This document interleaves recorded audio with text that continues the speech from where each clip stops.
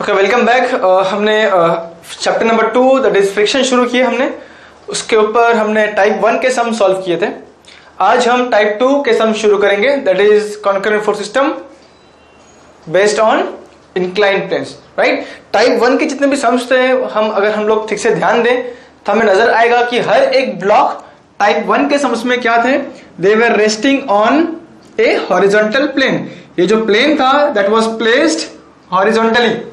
ठीक है, टाइप 1 के सम्स कैसे थे हमारे, all the blocks all the bodies were resting on a horizontal plane. Type 2 के सम्स चेंज होगा। इसमें क्या रहेगा कि ये जो हॉरिजॉन्टल प्लेन है अभी वो हॉरिजॉन्टल नहीं रहेगा, क्या रहेगा, that will be at some angle, it will be inclined. Angle मतलब इट विल बी इंक्लाइंड, ऐसे कुछ तो रहेगा, eight some angle let's say 30 degree, और इस इंक्लाइंड प्लेन के ऊपर ब्लॉक रेस्ट करेगा। राइट, तो ये टाइप 1 के सम्स थे, ये टाइप 2 के सम्स है। Okay, right.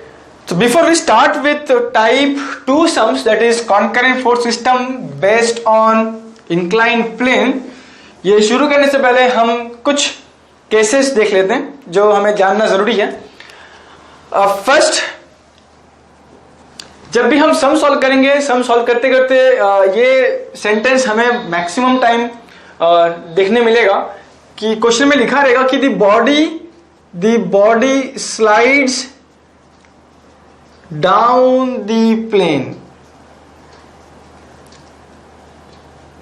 Slides down the plane. ठीक है, ये प्लेन ऑब्वियसली इंक्लाइंड प्लेन रहेगा। ये जो प्लेन रहेगा वो कैसा रहेगा, वो that will be an inclined plane. Case number 2 ऐसा लिखा रहेगा कि body slides up the plane, slides up the plane down the plane. ठीक है, सिमिलरली थर्ड केस ऐसा रहेगा कि to prevent the body from sliding down, and fourth case रहेगा to prevent the body from sliding up. Okay, ये 4 cases है, 4 conditions है। Type 2 के सम शुरू करने से पहले हमें ये केसेस जानना होगा। सो वन बाय वन देखते हैं केसेस। तो let us start with case number 1। This is the case number 1। Case number 1 क्या है कि the body slides down the plane. Plane is what, inclined plane. So let us try to understand कि एक inclined plane है making at some angle, let's say 30 degree. इसके ऊपर क्या rest कर रहा है, एक ब्लॉक बॉडी। ठीक है, नाउ एज पर हमारा रूल, क्या रूल था कि जब भी फ्रिक्शन के ऊपर कोई सम्स आए और जब हम इसका डायग्राम बनाए तो ये जो ब्लॉक है, ये जो बॉडी है, उसके ऊपर 4 फोर्स एक्ट होते हैं। कौन कौन सा फोर्स एक्ट होगा, फर्स्ट उसका वेट, दूसरा नॉर्मल रिएक्शन, तीसरा एक्सटर्नल फोर्स, एंड चौथा फ्रिक्शनल फोर्स। ठीक है, सो हम क्या करते हैं, केस नंबर 1 कंसीडर किया हमने, that is the body slides down the plane. So before we understand this concept, हम पहले वो डायग्राम बना लेते हैं। राइट, नाउ इस केस में क्या हो रहा है कि the plane is inclined. Right, the plane is inclined. तो सबसे पहले हमें क्या बनाना पड़ेगा, यहां पे एक एक्स एक्सिस बनाना पड़ेगा। X axis, this is the plane, x axis parallel to the plane. Inclined plane को क्या रहेगा, वो पैरेलल रहेगा। और this will be the y axis, this will be the y axis. ठीक है, अगेन ध्यान दो कि हमें x axis and Y axis बनाना है। सबसे पहला step, x axis will be parallel to the inclined plane and y-axis will be perpendicular to the inclined plane. ठीक है, so now let us show all the 4 forces acting on this block, right? In case number 1, for case number 1 क्या है कि body slides down the plane. तो first of all ये जो block है उसका वेट दिखा दिया हम लोग, वेट W। वेट क्या होगा, सेंटर से हमेशा वर्टिकली डाउनवर्ड एक्ट होगा। Weight W। क्या होगा? हमेशा वर्टिकली डाउनवर्ड एक्ट होगा। उसके बाद normal reaction will be always perpendicular to the plane, normal reaction. तो ये दो तो पक्का ऐसे ही होने वाला है। Weight will be always acting vertically downward and normal reaction will be always perpendicular to the plane which is offering the reaction, right? Now अब क्या बचा? फोर्स बचा P एंड फ्रिक्शनल फोर्स बचा F, ठीक है? तो P एंड F दिखाने से पहले हमें ये कंडीशन ठीक से पढ़ना होगा। पहले क्या पढ़ना होगा? पहले हमें ठीक से ये कंडीशन ठीक से पढ़ना होगा कि the body slides down the plane, body slides down the plane. तो जो बॉडी है वो कहां पे स्लाइड कर रहा है? नीचे की तरफ, नीचे की तरफ स्लाइड हो रहा है। तो नीचे की तरफ स्लाइड होने के लिए मुझे फोर्स कैसे अप्लाई करना पड़ेगा? एक्सटर्नल फोर्स ऐसा नीचे की तरफ अप्लाई करना पड़ेगा, तभी जाके ये मोशन कैसा रहेगा? नीचे की तरफ जाएगा मोशन, और ये मोशन नीचे की तरफ है तो फ्रिक्शनल फोर्स कैसा रहेगा? ऊपर की तरफ। सो this is the frictional force F। तो और ये क्या रहेगा? एक्सटर्नल फोर्स P, ठीक है?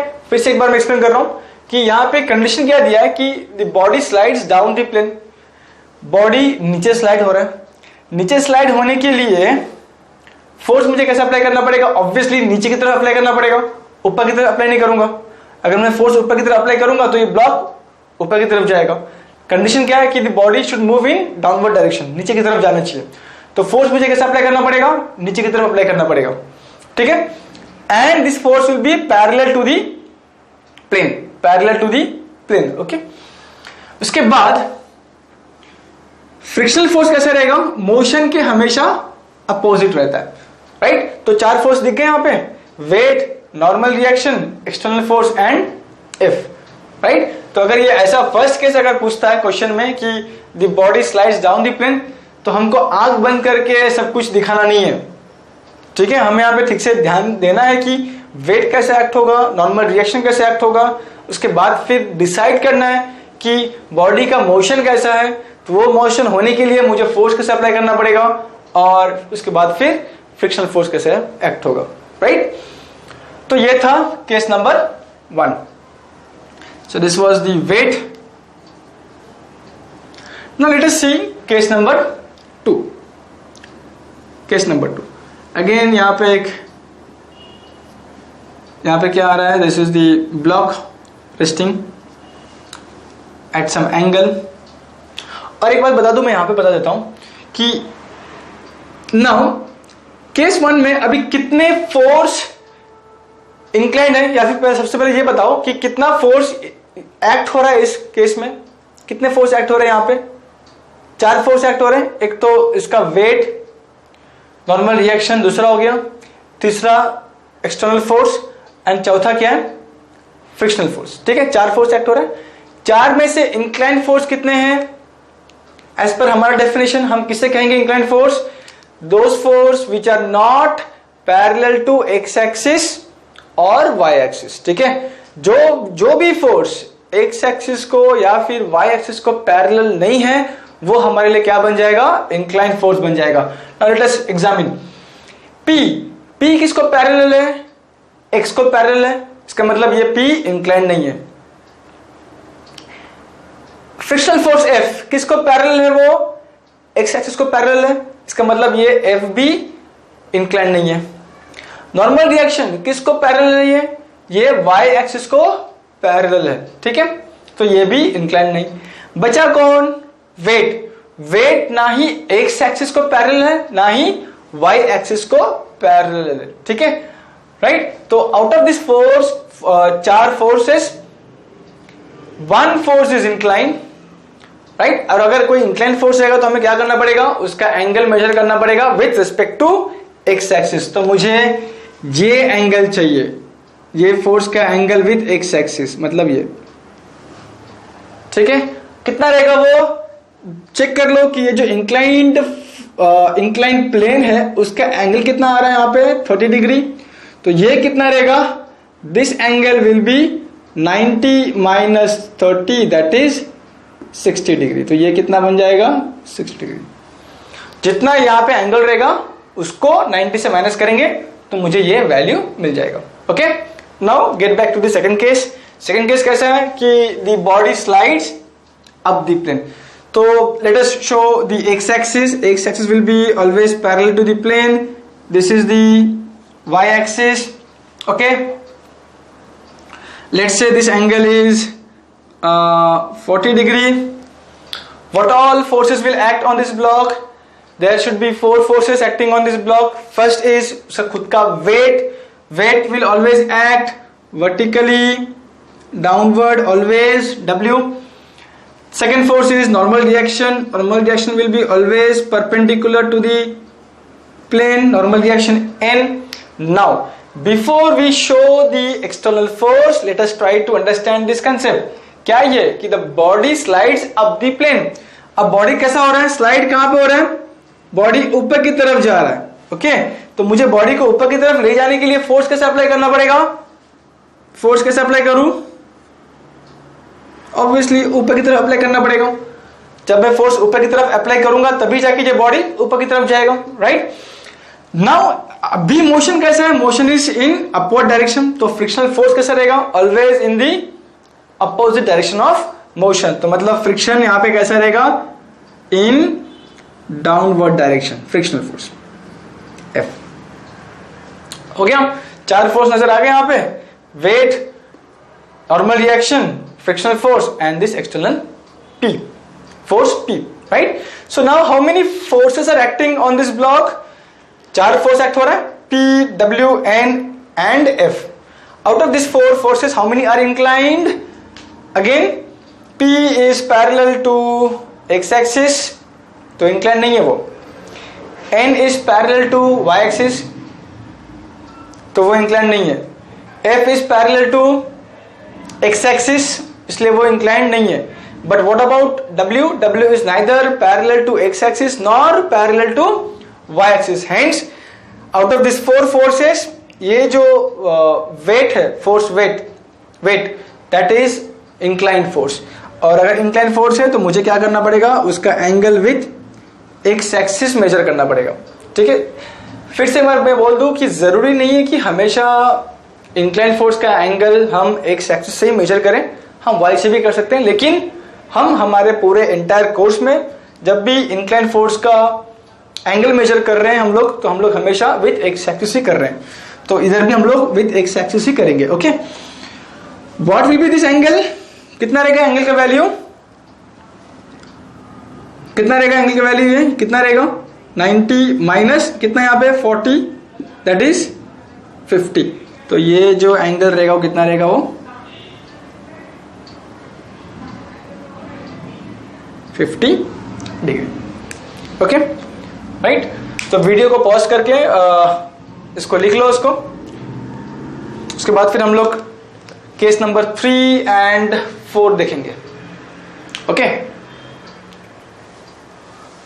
So now let's move to the next case, that is case number 3 and 4।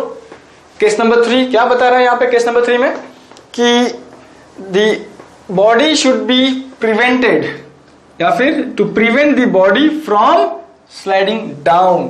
तो मुझे बॉडी को नीचे स्लाइड होने से मुझे रोकना है। So case number 3, case number 3, inclined plane, let's say this is 40 degree, इसके ऊपर ये रेस्ट कर रहा है।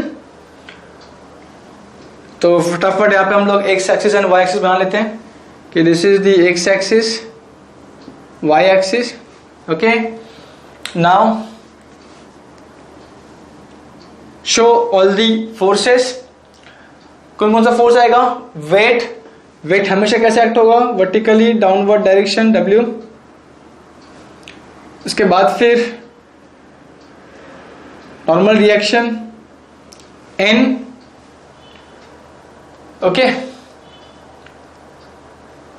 और बचा 2 फोर्स, कौन सा, एक तो एक्सटर्नल फोर्स रहेगा और उसके बाद फिर फ्रिक्शनल फोर्स रहेगा।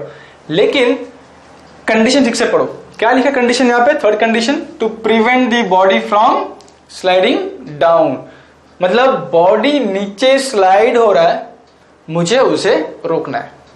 ठीक है, तो बॉडी क्या हो रहा है, नीचे की तरफ स्लाइड हो रहा है, नीचे मूव हो रहा है बॉडी, मोशन कैसा अभी नीचे की तरफ। लेकिन मुझे क्या करना है, इस मोशन को रोकना है। तो उस रोकने के लिए मुझे कैसा फोर्स अप्लाई करना पड़ेगा, ऊपर की तरफ फोर्स अप्लाई करना पड़ेगा। तो फोर्स कैसा रहेगा मेरा, ऊपर की तरफ जाएगा।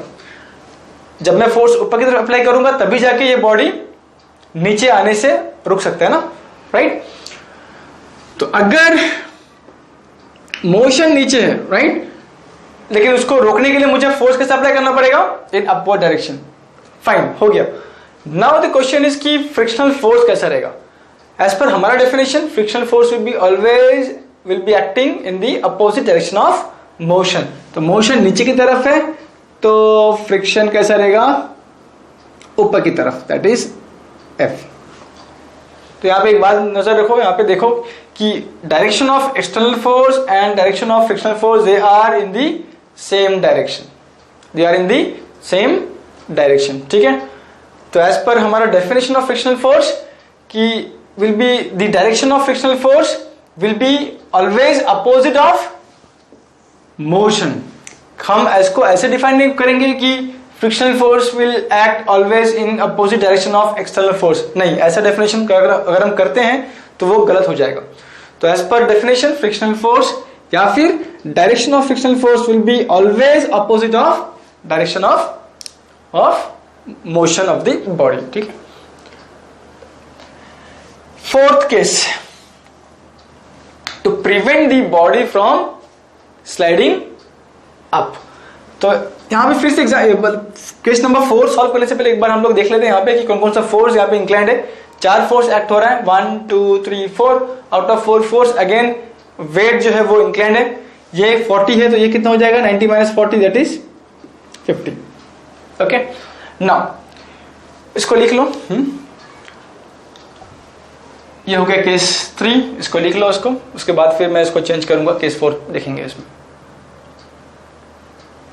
Okay, so now let us move to case number 4।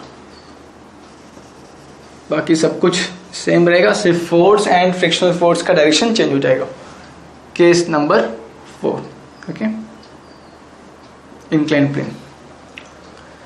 To prevent the body from sliding up, body ऊपर की तरफ जा रहा है, ऊपर की तरफ स्लाइड हो रहा है बॉडी, मुझे उसको रोकना है।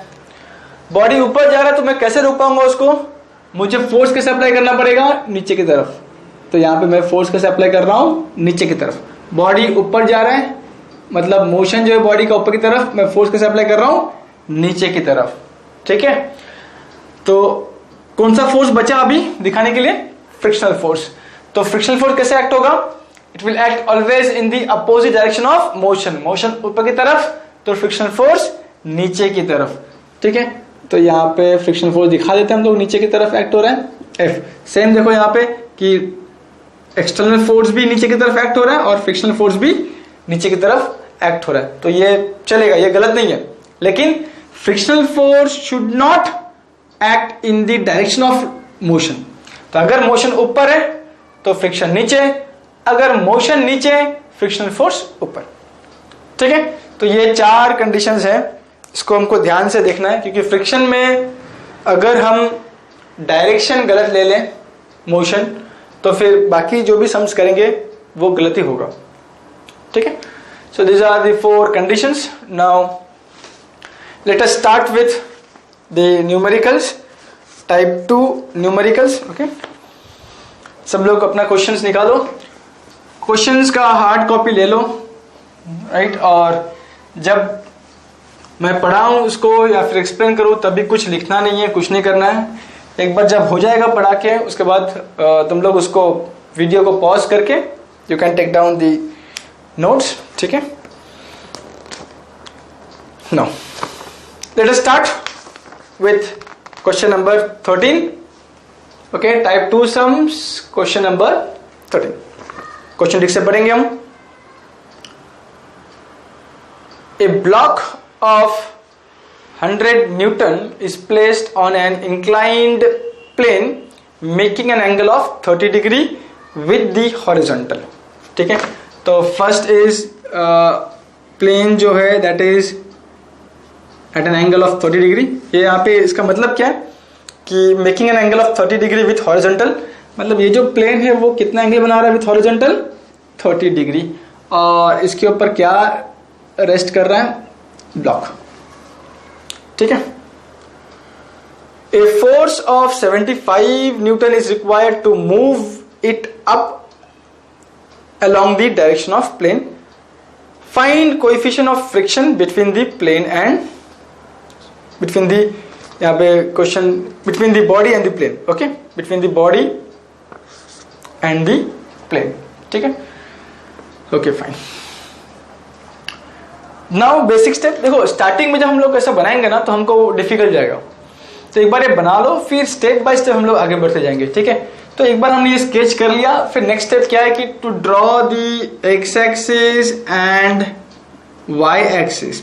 X will be parallel to the plane and Y will be perpendicular to the plane, right. Now we will have to show 4 forces. तो पहला फोर्स रहेगा उसका weight will act always in downward direction. कितना दिया इसका wait, 100 Newton, 100 Newton. ठीक है, right. ये 30 है तो ये कितना हो जाएगा, 60 डिग्री। सेकेंड फोर्स क्या है, नॉर्मल रिएक्शन इन, नॉर्मल रिएक्शन इन। Okay, right. फिर क्या लिख रहा है आगे कि ए फोर्स ऑफ 75 न्यूटन, मतलब ये एक्सटर्नल फोर्स P है। A force of 75 newton is required to move it up the direction of plane. तो एक मुझे फोर्स अप्लाई करना है कितना, 75 न्यूटन का, जो इस ब्लॉक को ऊपर की तरफ लेके जाए। कहां पे लेके जाए, ऊपर की तरफ। तो ऊपर की तरफ लेके जाने के लिए फोर्स कैसे अप्लाई करना पड़ेगा, ऑब्वियसली मुझे ऊपर की तरफ अप्लाई करना पड़ेगा, और उसका वैल्यू कितना है, 75। ठीक है। नाउ मोशन ऊपर की तरफ है तो फ्रिक्शनल फोर्स कैसा रहेगा, नीचे की तरफ, F। तो F is equal to mu N. Okay, F is what? Frictional force, and that is equal to mu n. And question में क्या पूछा है, find n. Okay, question में क्या पूछा है हमें, find n. So now let us try to solve. Now, before we start, force system क्या है, concurrent, क्योंकि क्वेश्चन में किधर भी लैडर वर्ड आया नहीं है। जब तक लैडर वर्ड नहीं है तो हमें ये समझना चाहिए कि जो क्वेश्चन है वो क्या है, वो कॉन्करेंट फोर्स सिस्टम है। ओके, अगर लैडर वर्ड आया तो 100% वो क्वेश्चन जो रहेगा वो किसके ऊपर रहेगा, नॉन कॉन्करेंट फोर्स सिस्टम के ऊपर रहेगा। तो फिलहाल ये जो क्वेश्चन है, दिस इज, इस क्वेश्चन में लैडर वर्ड नहीं है, सो वी कैन से कि this force is a concurrent force system, concurrent force system. Okay, so how many forces are acting on this block, 1 2 3 and 4. Out of 4 how many are inclined, this weight is inclined. अगर inclined है तो क्या करना पड़ेगा मुझे, इसको resolve करेंगे। one component will be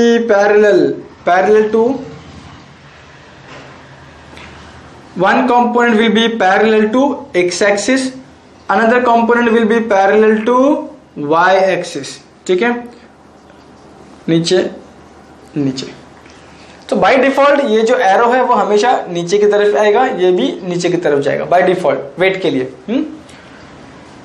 now what will be this value, 100 sin 60, right ना।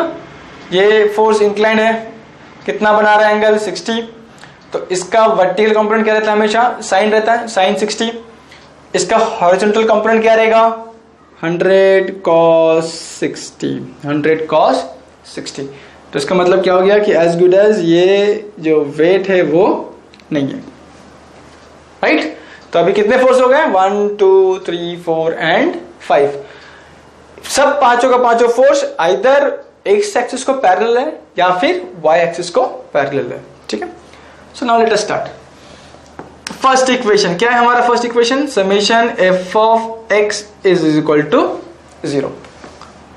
देयरफॉर अब ये है x एंड ये है y, तो x की जो ऊपर जाएगा वो पॉजिटिव, x से जो नीचे आएगा वो नेगेटिव, y में जो ऊपर जाएगा पॉजिटिव, y में जो नीचे आएगा नेगेटिव।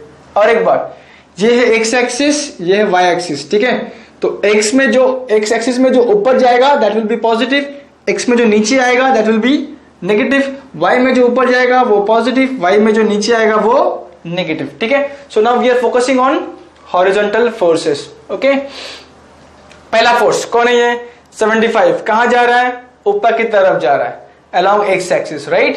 कैसा जा रहा है वो, ऊपर की तरफ, तो क्या हो जाएगा ये प्लस 75 हॉरिजॉन्टल फोर्स। क्यों हॉरिजॉन्टल है, because this is parallel to X axis. Okay, उसके बाद फिर ये कंपोनेंट देखो यहां पे 100 cos 60 कहां पे जा रहा है, नीचे की तरफ जा रहा है, तो क्या हो जाएगा ये माइनस 100 cos 60, क्योंकि माइनस क्योंकि एक्स एक्सिस में वो नीचे की तरफ जा रहा है इसलिए माइनस। ये हो गया, ये हो गया, बचा कौन अभी, friction force. Friction force mu N कहां पे जा रहा है, ये एरो क्या बता रहा है, नीचे की तरफ ना, नीचे की तरफ जा रहा है, तो ये क्या हो जाएगा minus F. But what is F, F is mu N is equal to 0, ठीक है। सो देयरफॉर कैलकुलेटर यूज करते हैं हम, देयरफॉर ये वैल्यू कितना आएगा, mu N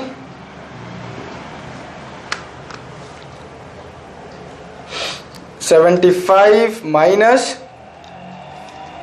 100 cos 60, that is 25. Let's say this is my equation number 1. Second equation क्या है, summation f of y is equal to 0. अब यहां पे क्या देखना है हमको कि वर्टिकल फोर्सेस देखना है हमको। ओके, तो हमने यहां पे देखा कि अगर वर्टिकल फोर्स ऊपर जा रहा है तो पॉजिटिव, नीचे आया तो नेगेटिव। एन ऊपर की तरफ जा रहा है अलोंग एक वाई डायरेक्शन, ऊपर की तरफ जा रहा है एन, तो हम क्या करेंगे उसको, इसको पॉजिटिव लेंगे। ओके, तो ये क्या हो जाएगा प्लस एन, क्योंकि ये प्लस एन कहां जा रहा है, ऊपर की तरफ जा रहा है। ये component which is parallel to Y axis, ये जो है ना कंपोनेंट 100 sin 60 कहां जा रहा है, वो नीचे की तरफ, इसलिए क्या हो जाएगा ये माइनस 100 sin 60। और कोई फोर्स यहां पे देखो, हो गया 1 2 3 4 5, 1 2 3 4 5, total 5 force is equal to 0, therefore n is कैल्सी यूज करेंगे 100 sin 60, 100 sin 60 कितना बता रहा है 86.60 न्यूटन। ओके, लेकिन हमारा क्वेश्चन क्या है, to find value of mu. So therefore अगर मैं ये n का वैल्यू यहां पे पुटअप कर दूं इन इक्वेशन 1 में, from equation number 1, that is mu, n का वैल्यू कितना है 86.60 is equal to 25, therefore mu is equal to 25 divided by answer 0.28, और वो mu हमेशा 1 के नीचे होना चाहिए, तो 0.28 मतलब हमारा आंसर सही है। ओके, अब उसको नोट डाउन कर लो। Next let us start with question number 14। Question number 14 एक बार ठीक से पढ़ो। सिमिलर अप्रोच, हर एक सम का अप्रोच सिमिलर ही होगा, थोड़े बहुत चेंजेस अगर आए तो आएंगे, नहीं तो फिर ऑलमोस्ट सिमिलर अप्रोच, ठीक है। Question number 14, question number 14, question number 14, same approach, same question जो 13 में देखा हमने। 13 में कि a body weighing 100 newton rest on a plane making angle of 10 degree, a horizontal force of 30 Newton is just sufficient to cause motion up the plane. Okay, to cause motion up the plane, determine the coefficient of friction. Okay, तो sketch बना लेते पहले। Inclined plane making angle of 10 degree, उसके ऊपर क्या rest हो रहा है, a block is resting. Let us first draw the x-axis and y-axis. This is x-axis and this is y-axis. Okay, first weight कितना इसका वेट है 100 न्यूटन, तो यहां से 100 न्यूटन नीचे की तरफ जाएगा 100 न्यूटन। ओके, उसके बाद फिर ये हो गया इसका नॉर्मल रिएक्शन, राइट। उसके बाद a horizontal force of 30 Newton is sufficient to cause motion up the plane। तो यहाँ पे मोशन कैसे जाना चाहिए अप दी प्लेन, तो उसको ऊपर लेके जाने के लिए मुझे फोर्स कैसे अप्लाई करना पड़ेगा इन अपवर्ड डायरेक्शन। और इसका वैल्यू कितना है, फोर्स का वैल्यू कितना है 30 न्यूटन, फोर्स का वैल्यू कितना है 30 न्यूटन। ओके, मोशन ऊपर की तरफ तो फ्रिक्शनल फोर्स कैसा रहेगा नीचे की तरफ, that is F is equal to mu N. Routine step 1 2 3 4 4 force act हो रहा है, 4 में से एक ही incline that is the weight, ये 10 है तो ये कितना हो जाएगा 90 minus 10 that is 80, 90 minus 10 is 80। ठीक है, out of 4 forces weight is incline, तो let us resolve, one is parallel to x axis, another will be parallel to y axis। ठीक है, बाय डिफॉल्ट एरो इसका नीचे की तरफ आएगा और इसका भी नीचे की तरफ जाएगा। सो this is 100 sin 80, this is 100 cos 80। इसको रिजॉल्व करने के बाद एज गुड एज ये 100 का न्यूटन का फोर्स है ही नहीं। लेकिन तुम लोग इसको रब मत करना, तुम लोग उसको ऐसे रखो, ये जस्ट अंडरस्टैंडिंग के लिए मैंने इसको रब किया यहाँ पे। Okay, so now first step, summation f of x is equal to 0। Okay, summation f of x equal to 0। कौन कौन सा फोर्सेस है यहाँ पे देखो, 30 न्यूटन ऊपर की तरफ जा रहा है तो प्लस 30, फ्रिक्शन फोर्स नीचे की तरफ आ रहा है इसलिए minus f, but f is what mu N. ये वाला फोर्स नीचे की तरफ जा रहा है तो minus 100 cos 80 is equal to 0, क्योंकि और कोई फोर्स नहीं है। Therefore mu N is equal to, calculate करेंगे उसको, म्यू एन कितना आ रहा है देखेंगे यहाँ पे, 30 minus 100 cos 80 that is 12.63। so this is my equation number 1। number 2, summation f of y is equal to 0। therefore y में बताओ कौन कौन सा फोर्स एक्ट हो रहा है, एक तो n ऊपर की तरफ जा रहा है इसलिए पॉजिटिव n, और ये वेट का जो वर्टिकल कंपोनेंट है वो नीचे की तरफ आ रहा है that is minus 100 sin 80 is equal to 0। Therefore n कितना आ जाएगा 100 sin 80, 98.48 न्यूटन। अगेन ये n क्या है नॉर्मल रिएक्शन, और ये n क्या है यूनिट ऑफ फोर्स, ठीक है न्यूटन। सो नाउ अगर मैं ये n का वैल्यू यहां पुट अप कर दूं इन इक्वेशन 1 में तो मुझे म्यू मिल जाएगा। So therefore from equation number 1 mu is unknown, n is 98.48 sorry is equal to 12.63। therefore mu is equal to 12.63 divided by answer। क्या रहेगा 12.63 divided by answer, ये sorry divided by this value that is 98.48 and this is equal to 0.12। so finally mu is 0.12। okay, right, answer देख लो match हो रहा है कि नहीं, 0.12 0.13 सब चलेगा। ये था question number 14।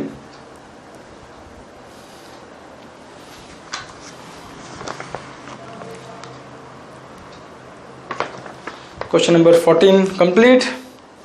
Now let us start with another sum that is question number 15 and this question number 15 is important, very important. Okay, इसको स्टार मार्क करो क्वेश्चन नंबर 15 को।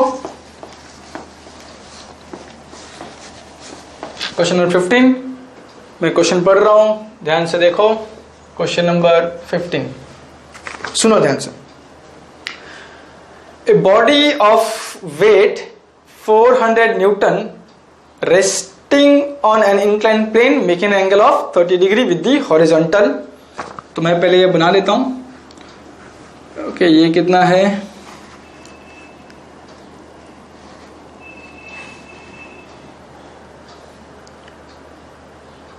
Okay, 30 degree.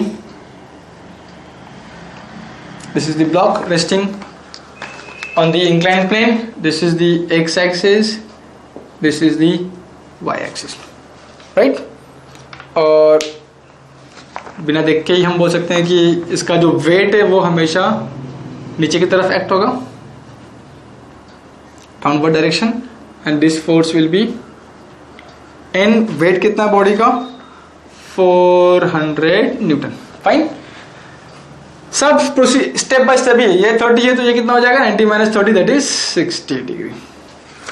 ओके, एक बार फिर से पढ़ते हैं. अभी question number 15. A body of weight 400 newton resting on an inclined plane making an angle of 30 degree, okay, with horizontal. Just start to move down the plane. Please इसे underline करो. Just start to move down the plane, इसको underline करो. ठीक है, फिर से पढ़ रहा हूं क्वेश्चन में, ध्यान दो.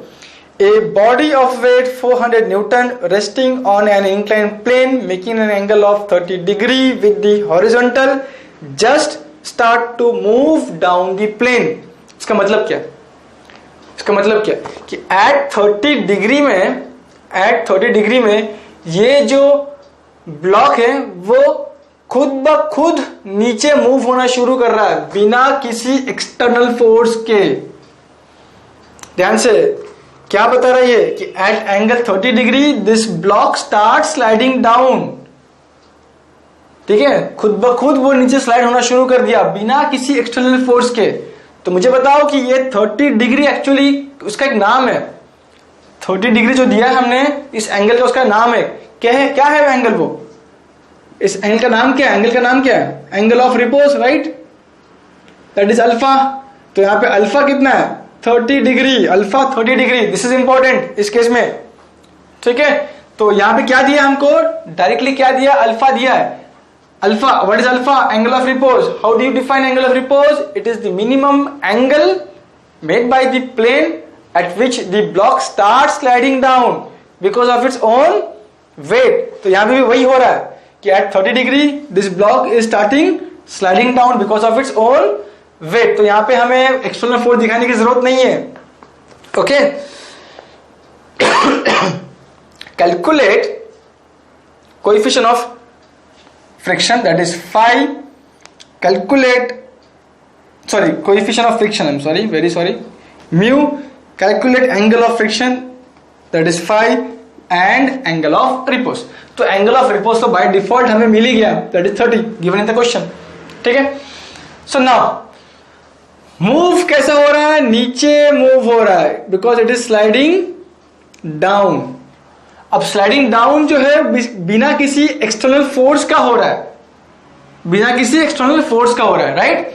तो मुझे यहाँ पे पी नहीं दिखाना यहाँ पे, पी नहीं दिखाऊंगा मैं यहाँ पे, क्योंकि ये जो फोर्स है वो क्या हो रहा है? ये जो ब्लॉक है वो खुद के वेट से नीचे आ रहा है. ठीक है, बिना किसी एक्सटर्नल फोर्स के. तो मुझे यहाँ पे पी दिखाने की जरूरत नहीं है नाउ. लेकिन मुझे फ्रिक्शनल फोर्स दिखाना पड़ेगा. क्यों? क्योंकि ये बॉडी नीचे मूव हो रहा है and frictional force will act in opposite to the motion. तो ये क्या रहेगा? F is equal to mu N. Okay, now again routine calculation. अभी कितना फोर्स एक्ट हो रहा है यहाँ पे? 3 force, F N W. This is weight. Out of 3 forces W is incline. तो इसको क्या करेंगे हम लोग? रिजॉल्व कर देंगे इसको. 1 is parallel to x axis, another parallel to y axis. कितना रहेगा ये? 400 साइन 60, 400 cos 60. तो एज गुड एज ये 400 गायब. Okay, so now first summation f of x is equal to 0. Okay, f of x equal to 0. कौन कौन सा force है देख लो. यहाँ पे फ्रिक्शनल फोर्स ऊपर की तरफ जा रहा है तो प्लस म्यू एन एंड ये कंपोनेंट नीचे की तरफ जा रहा है एक्स एक्सिस को पैरेलल है लेकिन नीचे की तरफ जा रहा है, मतलब लेफ्ट साइड जा रहा है वो लेफ्ट साइड में, तो -400 cos 60 is equal to 0। Therefore mu N is equal to, let us use calculator use करो, सब लोग खुद से करो प्लीज, ठीक है। तो ये 400 cos 60, तो ये कितना हो गया 200। Let's say this is equation number 1। Second, summation F of y is equal to 0। y ये n ऊपर की तरफ जा रहा है तो प्लस n, ये कंपोनेंट नीचे की तरफ जा रहा है इसलिए -400 sin 60 is equal to 0। Therefore the normal reaction n is equal to 400 sin 60, कितना आ रहा है वो 346.41 न्यूटन। तो अभी मैं n का वैल्यू अगर यहाँ पुट अप करूं इन इक्वेशन नंबर 1 तो मुझे क्या मिलना चाहिए from equation number 1, what is mu, mu नहीं मालूम, मुझे फाइंड करना है। How much is n, n is 346.41 is equal to 200, therefore mu is equal to 200 divided by 346.41, so 200 divided by 346.1, that is 0.577, so finally mu कितना आ रहा है 0.58। तो मुझे अल्फा मिल गया, यहाँ पे म्यू मिल गया, ओके। और फाइनली मुझे क्या चाहिए अभी, एंगल ऑफ फ्रिक्शन चाहिए 5। सो हमें एक फॉर्मूला याद है कि tan phi is mu, tan phi is mu, so therefore phi is tan inverse of mu, so therefore tan inverse mu कितना मिला 0.58, so therefore phi कितना होना चाहिए tan inverse of 0.58, so that is 30.11 degree, 30.11 degree, okay right. तो इसमें main क्या था कि हमें आइडेंटिफाई करना आना चाहिए कि कब क्वेश्चन में इन्होंने हमें एंगल ऑफ रिपोज दिया है, ठीक है। तो वो डायरेक्टली मेंशन नहीं करेगा कि एंगल ऑफ रिपोज इज इतना, लेकिन वर्डिंग्स में वो लोग ऐसे लिखेंगे कि एंगल ऑफ रिपोज, मतलब इसमें जैसा लिखा है कि the body start sliding down at an angle of 30 degree, ठीक है। तो ये इंडिकेट कर रहा है कि ये जो एंगल है that is angle of repose. उसके बाद फिर वही जितने फोर्सेस हैं देख लो कितने फोर्स एक्ट हो रहे हैं, उसमें से इंक्लाइन फोर्स जो है उसको रिजॉल्व करो, रिजॉल्व करने के बाद F of X F of Y apply करेंगे, तो मुझे यहाँ से म्यू मिल गया by using formula that is tan phi is equal to mu. Mu का वैल्यू मुझे मालूम है 0.58, तो मुझे क्या मिल जाएगा, एंगल ऑफ फ्रिक्शन phi मिल जाएगा, okay right. So this is question number 15, okay. ये था question number 15। So now let us start with question number 16। Question number 16 पढ़ो, क्या लिखा है।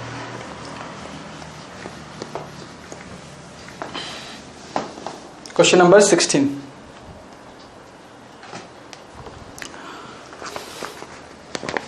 this is question number 16.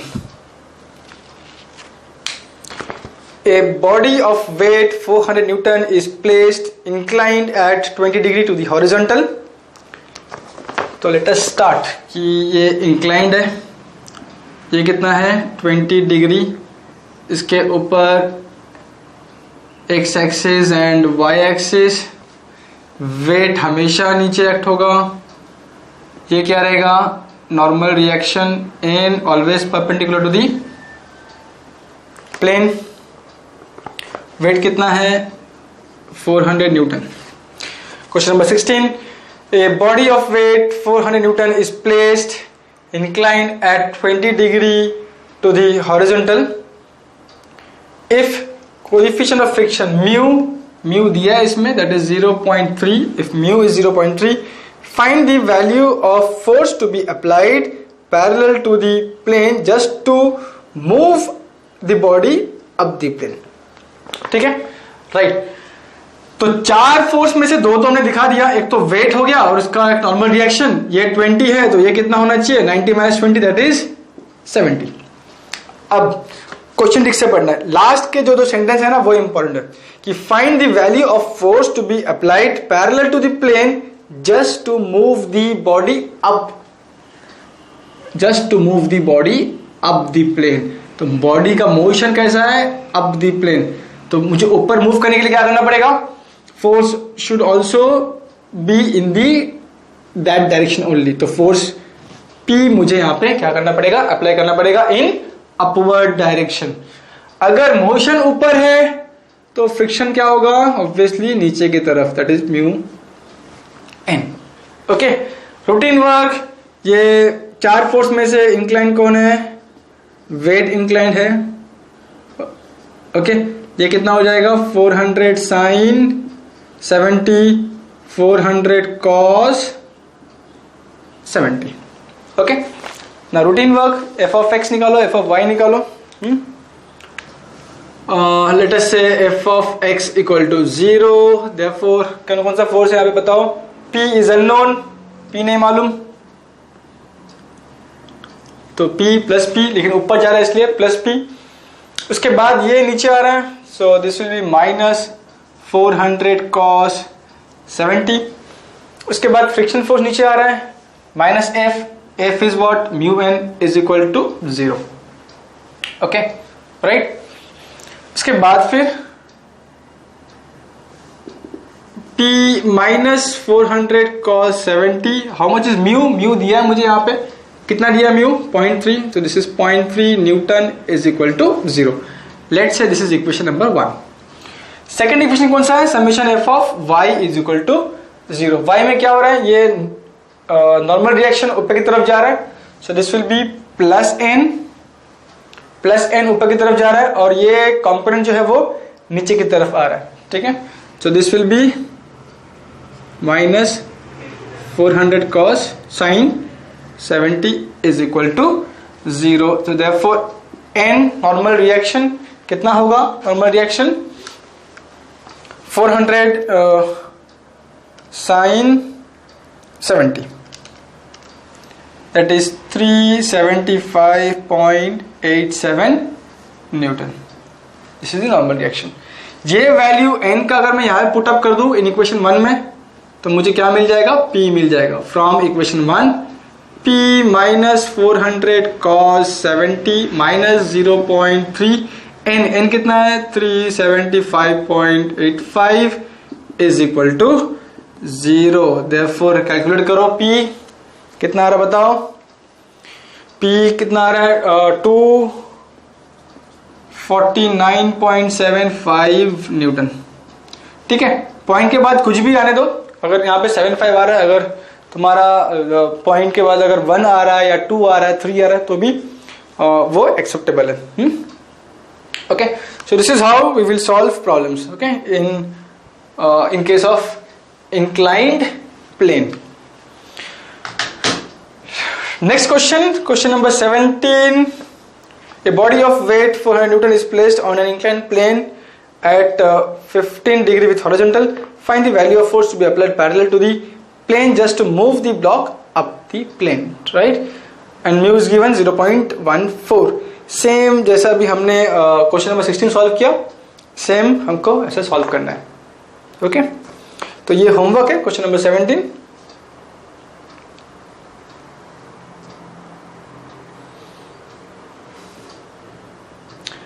Question number 18 करते हैं नेक्स्ट। क्वेश्चन नंबर 18 ठीक से पढ़ना है। क्वेश्चन नंबर 18 पढ़ो, क्या है क्वेश्चन नंबर 18 समझो और डायग्राम बनाने की कोशिश करो। डायग्राम में हमेशा हमको 4 फोर्स के बारे में सोचना है डायग्राम में। Question number 18, a block of mass 100 kilo kept on 16 degree inclined plane just starts downward due to its own weight. ठीक है, this is important. Again question number 18 को इंपॉर्टेंट मार्क करो। ठीक है, a block of mass 100 kg kept on 16 degree incline plane just starts downward due to its own weight. तो ये 16 degree क्या दिया है, वेरी इंपॉर्टेंट, क्या दिया है यहां पे देखो, ए ब्लॉक ऑफ मास 100, मास कितना है, mass is 100 kilo, so therefore weight कितना रहेगा 100 into 9.81 that is 981 newton. So the weight of the block is 981 newton. Okay, so now लेकिन स्टार्ट करने से पहले जस्ट क्वेश्चन नंबर 15 में हमने जो देखा कि वहां पे हमें क्या दिया, एंगल ऑफ रिपोज दिया था ना क्वेश्चन नंबर 15 में। सिमिलरली क्वेश्चन नंबर 18 में भी हमें एंगल ऑफ रिपोज दिया है। कौन सा एंगल है वो, 16 डिग्री है या फिर 30 डिग्री है, कौन सा एंगल है यहाँ पे देखो फर्स्ट सेंटेंस में क्या लिखा है कि ए मास फिर a block of mass 100 kg kept on 16 degree incline plane just starts sliding down या फिर moving downward due to its own weight. इसका मतलब यहां पे जो 16 डिग्री जो दिया है वो एक्चुअली कौन है, alpha. And what is alpha, alpha is angle of repose.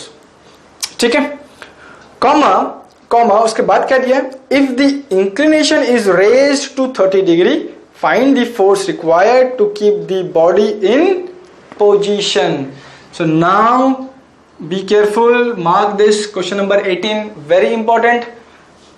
This angle is not 16, ये एंगल 16 नहीं है, पहले 16 था, उसके बाद 16 से कहां पे लेके गया उसको, 30 डिग्री पे लेके गया, 30 डिग्री। इसके ऊपर कौन एक्ट हो रहा है, कौन रेस्ट कर रहा है, ए ब्लॉक।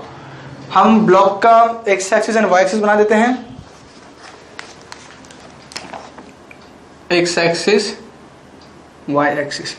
ठीक है, तो एज पर हमारा rule this is the weight of the block. Weight कितना है, मास दिया हमें, मास से हमको वेट में कन्वर्ट करना पड़ेगा, वेट इज 981।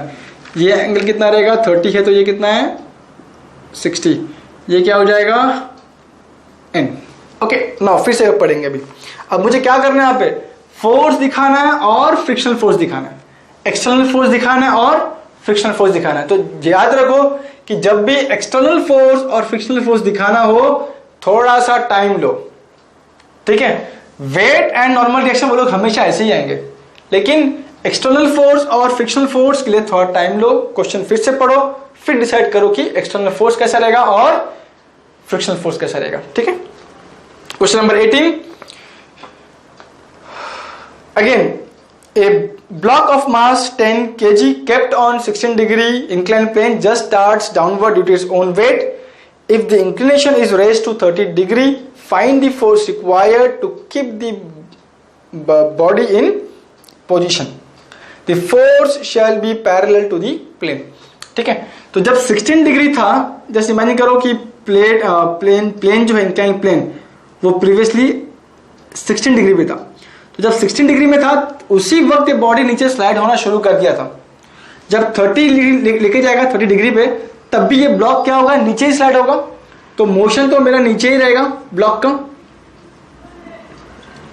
ठीक है, मोशन नीचे ही रहेगा, लेकिन मुझे उसको क्या करना है, नीचे आने से रोकना है, नीचे आने से उसको रोकना है। और रोकने के लिए मुझे फोर्स अप्लाई करना पड़ेगा in upward direction, force P मुझे अप्लाई करना पड़ेगा।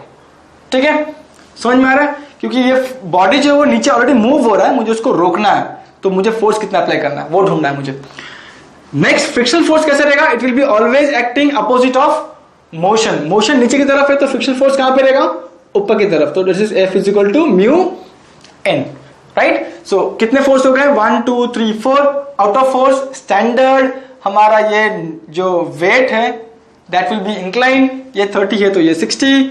रिजॉल्व कर लेते हैं इसको into y component and x component. ये कितना रहेगा, 891 sin 60, 981 sorry cos 60 as good as ये वेट मेन वेट नहीं है, लेकिन तुम लोग उसको रब मत करना। Okay, now let us solve कैसे करेंगे उसको भी। Summation F of X equal to 0। Okay, कौन कौन सा फोर्स है देखो, ये P ऊपर की तरफ जा रहा है इसलिए प्लस P, उसके बाद ये नीचे की तरफ तो माइनस 981 cos 60। फ्रिक्शनल फोर्स ऊपर की तरफ जा रहा है, इस बार ऊपर की तरफ जा रहा है फ्रिक्शनल फोर्स, तो प्लस म्यू कितना दिया हमें, क्वेश्चन में दिया है म्यू, क्वेश्चन में नहीं दिया है, लेकिन हमें यहां पे क्या दिया उसने, एंगल ऑफ रिपोज दिया, राइट। तो मुझे यहां से क्या मिल जाएगा, म्यू मिल जाएगा। हाउ टू फाइंड म्यू, हमें मालूम है formula, that is tan alpha is mu, so therefore tan alpha is 16 will be mu, therefore mu is equal to tan 16। तो tan 16 कितना आ रहा है, 0.28। तो मुझे एंगल ऑफ रिपोज से क्या मिल जाएगा, एंगल ऑफ रिपोज से मुझे कोएफिशिएंट ऑफ फ्रिक्शन मिल जाएगा, राइट। उसके बाद फिर म्यू मुझे मिल गया, so frictional force mu N, mu कितना है 0.28 n is equal to 0। Okay, let's say this is my equation number 1। Equation number 2, summation F of y is equal to 0, therefore n ऊपर की तरफ जा रहा है तो प्लस n, ये नीचे की तरफ जा रहा है तो माइनस 981 साइन 60, और कोई फोर्स है वर्टिकल में नहीं है, is equal to 0। So therefore n का वैल्यू कितना आएगा, 981 साइन 60, तो कितना आ रहा है 849.57 न्यूटन, राइट। ये n का वैल्यू मैं यहां पुट अप करूंगा in equation 1। So from equation 1, P minus 981 cos 60 plus 0.28 into n है ना, n का वैल्यू कितना है 849.57 is equal to 0। Therefore P का वैल्यू कितना आएगा, चेक करो P का वैल्यू कितना आ रहा है, बताओ मुझे कितना आ रहा है, 244.12 न्यूटन। ठीक है, सब लोग खुद से सॉल्व करो इसे।